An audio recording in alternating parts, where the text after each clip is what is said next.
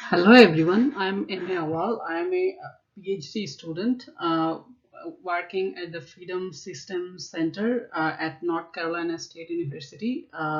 In this project, I worked with my colleague Yukon Luo under the supervision of Dr. Wensong Yu.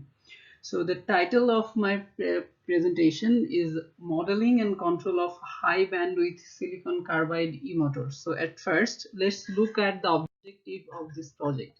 In this project, we built a silicon carbide based motor emulator which can be used to evaluate EV traction drives. At the same time, it can also be used for EV industry workforce training. So next we look at the structure or the architecture of the e-motor. So as I mentioned, using this e-motor, we can evaluate the performance of an EV inverter. So here we denote that as an inverter under test. So we can use the real hardware of an inverter under test and connect that with the e-motor. So the e-motor is shown here. So inside the e-motor, we have two key components. One is the power stage and the other one is the FPGA based controller. Inside the controller, there are two key components. One is the motor model. In this model, we can use as simple as an ideal motor, or we can make this model as complex as we want. We can basically incorporate the full drive cycle model inside the FPGA, so that the inverter under test will see uh, a realistic load that it would have seen in a real EV. So the job of the motor model or that complex model is to generate the I star value, and the job of the current controller is to follow that I star value or the reference current that comes from the motor model. Now, I will not talk about how we implement the motor model, but the purpose of this presentation is to elaborate how the current controller is modeled and analyzed. So before going into that, at first, let's take a look at how the controller is actually implemented. So inside the controller, the main component is a continuous control set model predictive controller, which is shown here. So this model predictive controller is updated at a 400 kilohertz control update rate. This model predictive controller actually gets the feedback of the output current of the inverter under test.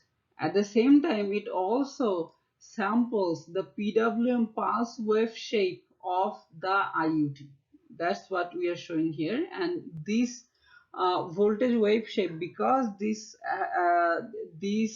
causes very high dV/dt noise, we use optical fiber based sensing to sample the pulse wave shape of the inverter under test. When this AMPC gets those feedback, it updates the duty ratio, and that duty ratio goes to a gate stitching PWM generation block.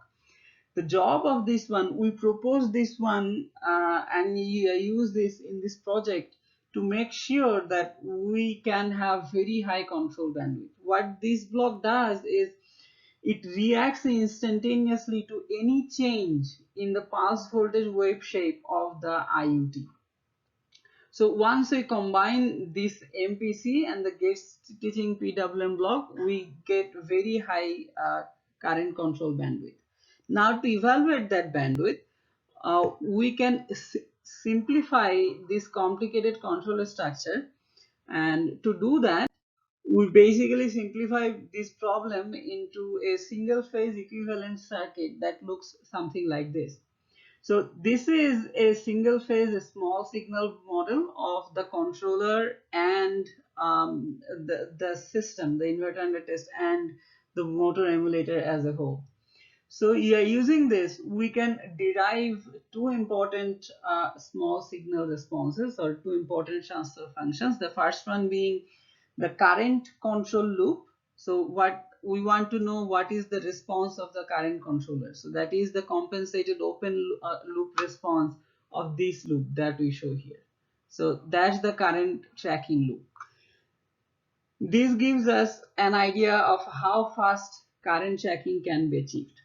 The next transfer function that we want to evaluate is the disturbance rejection response. So as you can see, this Vx is the pulse waveform that comes from the inverter under test. So we want to check what is the disturbance rejection response from this Vx to Ix. So that is very important to understand if the current checking will be smooth regardless of the disturbance coming from the IUT.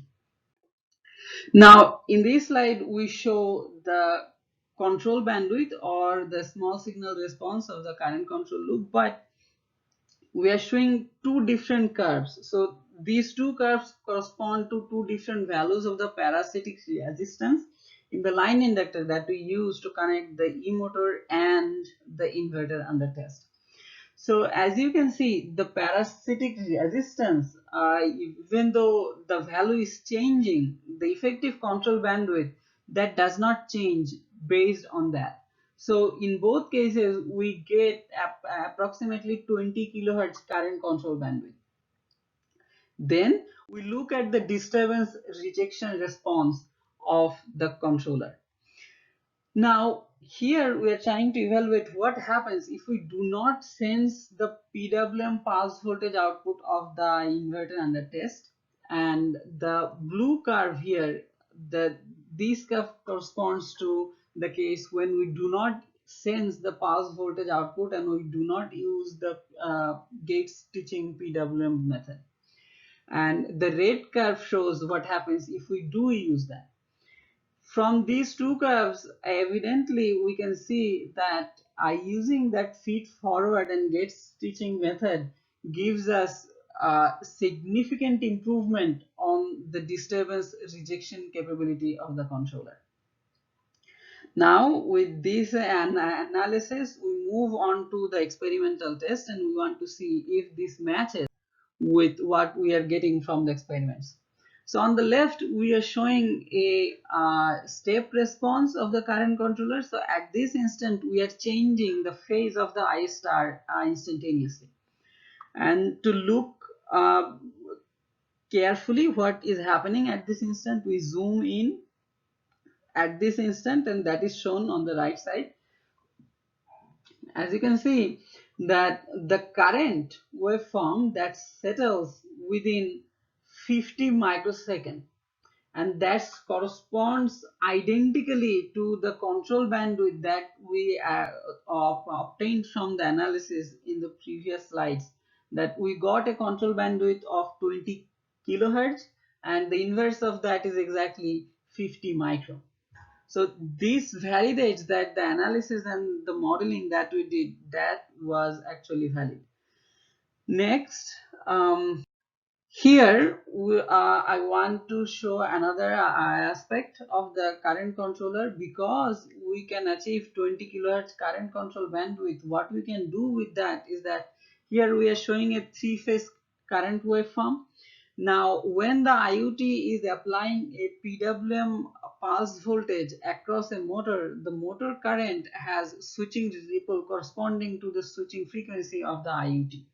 So here the reference, the current reference that is coming from the motor model, that gives us a switching ripple corresponding to the switching frequency. That's shown in red in this diagram.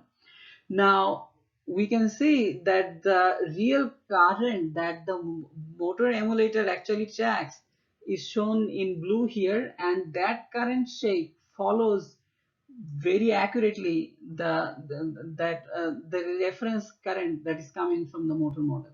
So this is the advantage of the very high current control bandwidth that we achieve using the controller that we proposed, that we can essentially emulate the high frequency ripple current that an inverter will see when it connects to a real motor. So that concludes my presentation. Thank you for your attention.